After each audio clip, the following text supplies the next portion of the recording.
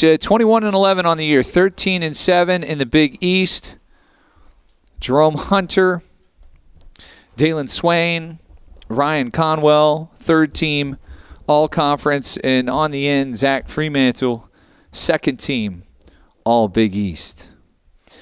Jerome, your excitement in seeing your name Sunday night.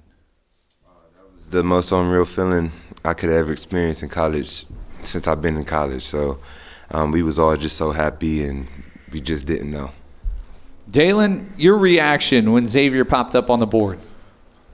I would say the same as Jerome. It was just a super unreal feeling. It almost kind of made it better, not knowing that if we were going to be in or not. And then my first time playing in March Madness, so it was that much better. And Ryan, for you, and sort of heartbreak a year ago and being in here this season. Yeah, first and foremost, I got to give all glory to God. Just to be in this position. Like you said, last year, I was kind of in a similar position. But I'm glad just this year we came out on the other side of things, and we just had this great opportunity to play. So. And Zach, you're excited being in the show here in March Madness. Yeah, I'm just super thankful to have the opportunity to play in front of so many people in such a great venue. Open up the floor. Questions for our student athletes. Let's go to the third row on the aisle. Craig Way, Longhorn Radio Network. Ryan, I was interested to get your thoughts on going up against your old teammates, Julian, Larry, and Jason Kent, and what do you think the experience will be like? I think it's just a great opportunity for both teams, it being both of ours, me, Ju, and Kent, all our first time playing, in March Madness, and, it's kind of full circle just the fact that we're playing against each other. But I think, it's just two great teams going head-to-head, and I think it'll be a great game. Let's go to the second row on the end. Shelby Dermer with the Cincinnati Enquirer. Dailyn, you're no stranger to this building. What's it feel like to be back and maybe a bit bigger stage than what you're used to at Columbus Afrocentric? It's a great feeling. I was just telling my teammates that I got to play here twice in the Final Four in my high school days, and hopefully it'll be a different result this time. So I'm glad for the opportunity. Other questions? Go back to the third row. Craig Way, Longhorn Radio Network. Zach, I wanted to get your thoughts on the post play and the forwards and the big guys inside for Texas and the challenges they present for you guys. Yeah, Texas has a very good front court. Obviously starts with Arthur Kaluma and Caden Shedrick. They're both very talented young men, and it's going to be a big challenge for the entire team, not just myself, but to be able to keep them off the glass and keep match their physicality and everything will be a very big challenge. And whoever is able to do that better will have a good chance to win the game. Back to the second row. Dailyn, we've heard from Ryan and Zach a lot in the last couple of weeks, but just in your opinion, what's been the biggest change for Xavier the last 16 games, going 12-4, really since that St. John's loss at Cintas Center? I would say the main thing is rebounding, defensive rebounding. Coach Miller talks about it all the time. From around that game, we were talking about St. John's and the Cintas Center. We were towards the bottom of the Big East in defensive rebounding, and we made that a focal point in our practices and game plans, and we've worked our way towards the top and among the top 20 teams in the country in defensive rebounding. So I think that's just a testament to how hard we work and how bought in we are. Third row on the end, across the aisle. Caleb Zaffe, University of Dayton. Looking back, what at your guys' season, was there a specific game or moment where you guys felt like you guys truly came together? Start with Jerome. I'll probably say after the St. John's game, maybe after the Creighton game when we lost at Creighton. I feel like that was the game, that was a turning point for us to see if we were really going to lock in and buy into our team and just keep flipping the coin like Coach keep telling us, to just keep flipping the coin and winning games and take each game at a time. And I think that's what this team did a real good job of. Dailyn, the turning point in the season. I would say around the same time after the St. John's game. We kind of came together as a team, not really with the coaches and stuff like that, and just had a man-to-man conversation, like what we wanted to do, what our goals are, and the things that we have to eliminate and the things that we have to bring to the table to get to where we want to be, and I think we did that. Let's go to the second row on the end. Jerome, so Zach mentioned going from the lows to the highs from Thursday at Madison Square Garden to hearing your name on Selection Sunday. What was those 2 days like? What were those 2 days like for you? I mean, was it different throughout the team of, becoming amateur bracketologists for those 2 days and watching other games, or how did the whole team differ on that? I just tried not to watch it, tried not to get it caught up into it. I had a feeling that we were going to be in. I didn't lose confidence. I just kept the next 2 days, like you said, was just a long 2 days just because we just didn't know. But I was very confident them 2 days, just thinking that we were going to be in, knowing that we were going to be in, and we're here now. Third row in the middle. Zach, Kirk Bowles from the Houston Chronicle. How would you describe Texas front court, and what are the special challenges maybe the entire Texas team represents? I would describe their front court as a very physical front court. Both the 4 and the 5 spot does a lot of damage on the offensive glass, so it's going to be a big challenge for us. And as Dailyn mentioned a little earlier, we've really emphasized defensive rebounding over the past few weeks. So it's going to be a big clash of our defensive rebounding to their offensive rebounding. Back to the second row. Jerome, the only one up here with NCAA tournament experience, just what do you remember most about that run a couple of years ago, and maybe an insight of, I know the faces have changed for Texas, but maybe the style of play and the concepts are the same. Is there anything you're taking away from that game? Just thinking back 2 years ago, I just know they play really, really hard. We play hard, we play fast. They play hard, they play fast. I feel like that's what they emphasize over there, and so I just feel like if we come out matching their intensity, sticking to our game plan, it should be a good game for us. Jerome, obviously the excitement of seeing your name and sort of being on the bubble and getting in, but also sort of the excitement of playing close to home. Your feelings of being just down the road on I-75. Oh yeah, so my whole family's coming to the game. It's just a blessing that they can still come to the game, and especially a game like this, a big game that's meaningful, and we didn't even know that we were going to be here. So for them being able to come here, me being close to home, it's just a great feeling for me. Zach, you've had a tremendous career. You had to deal with a lot and sort of injuries. Just how satisfying is it and being at this moment and being in the NCAA tournament? Yeah, man. I mean, I can't describe how grateful I am for this opportunity. Obviously, we didn't know that we were going to go in. Jerome said he felt pretty confident. I would say I was kind of on the other side. But yeah, Jerome, I'm just so thankful to be here, and I'm really excited to make the most of this opportunity. Second row. Ryan, last 5 games you're averaging right around 24 points a game, and of course you had the great night at Madison Square Garden.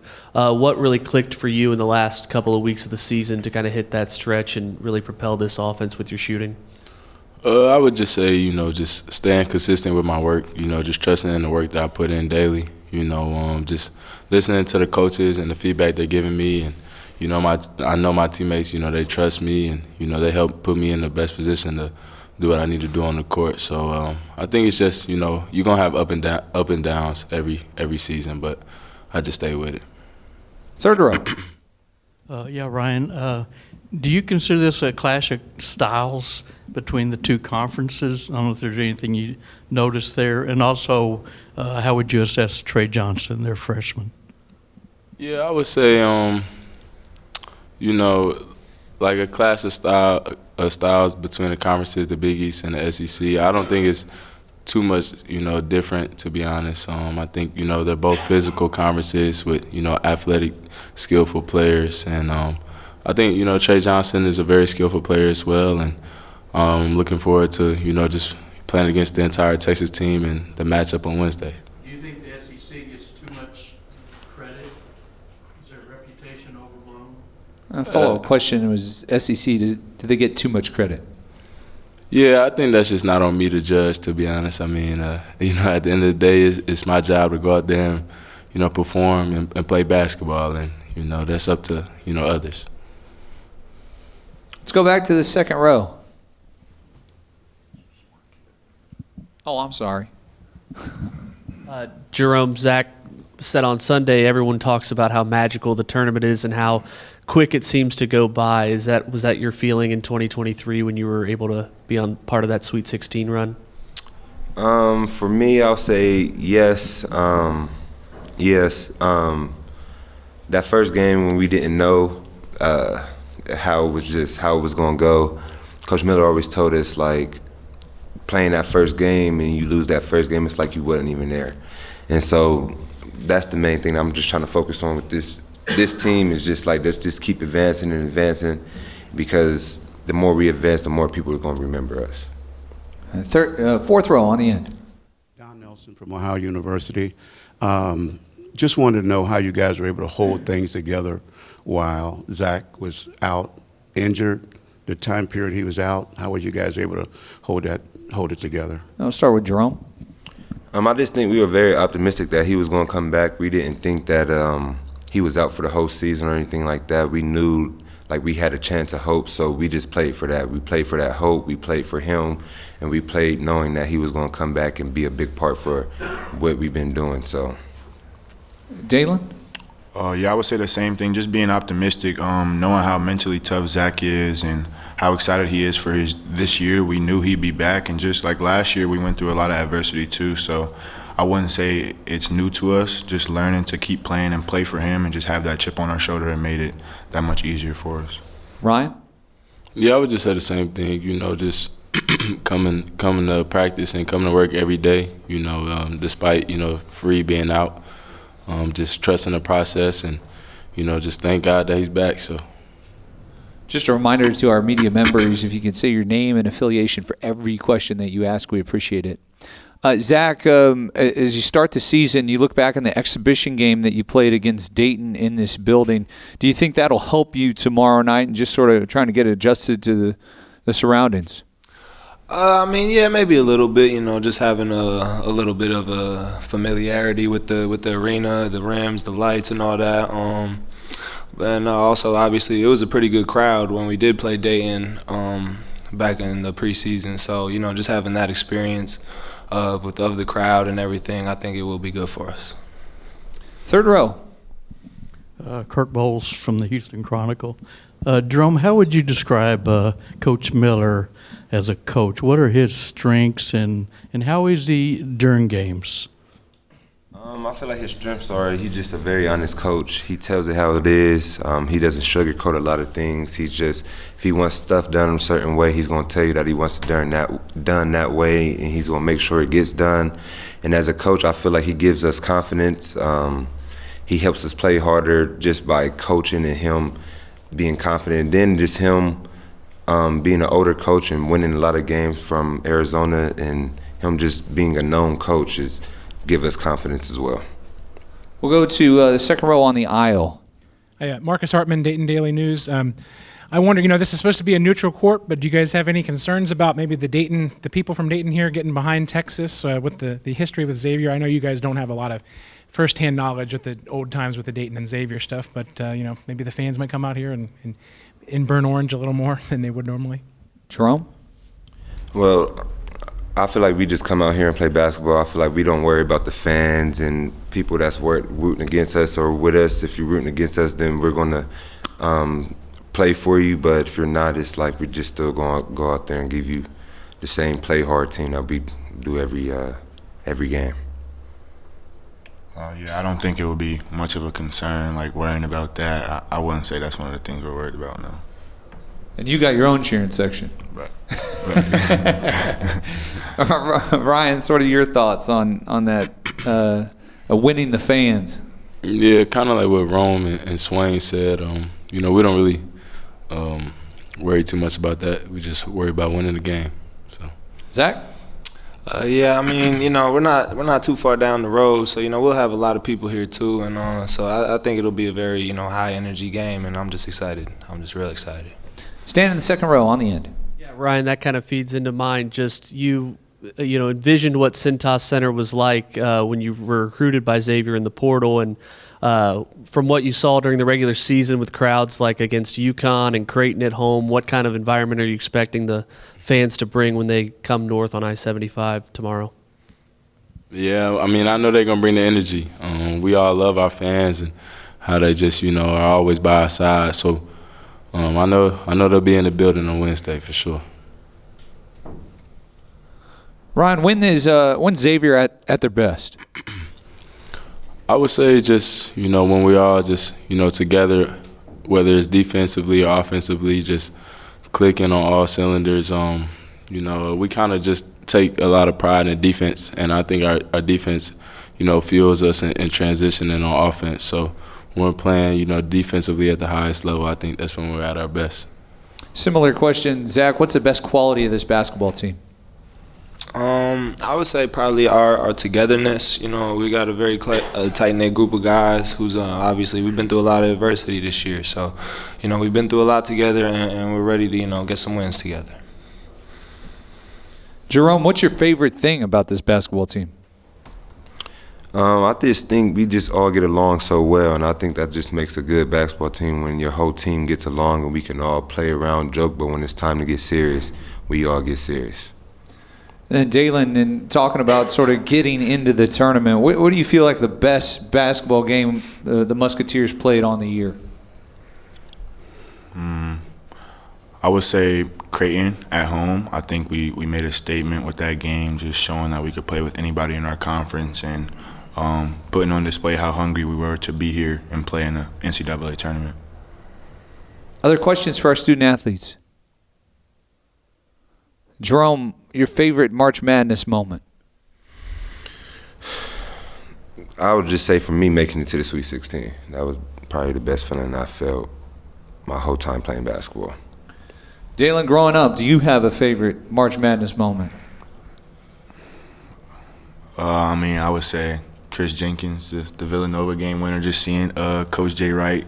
He said bang when the shot went up, and he kind of walked off really cool. That's the one that sticks out to me. It's a popular pick. Ryan, how about for you?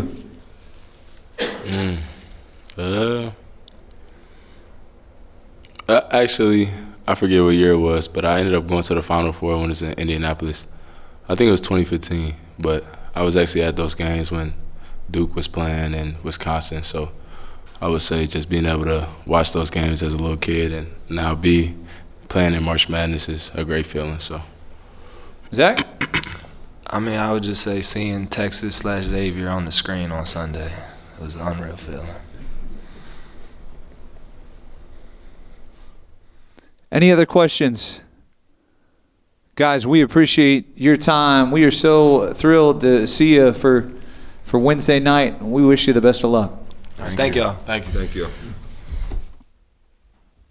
Good luck, guys.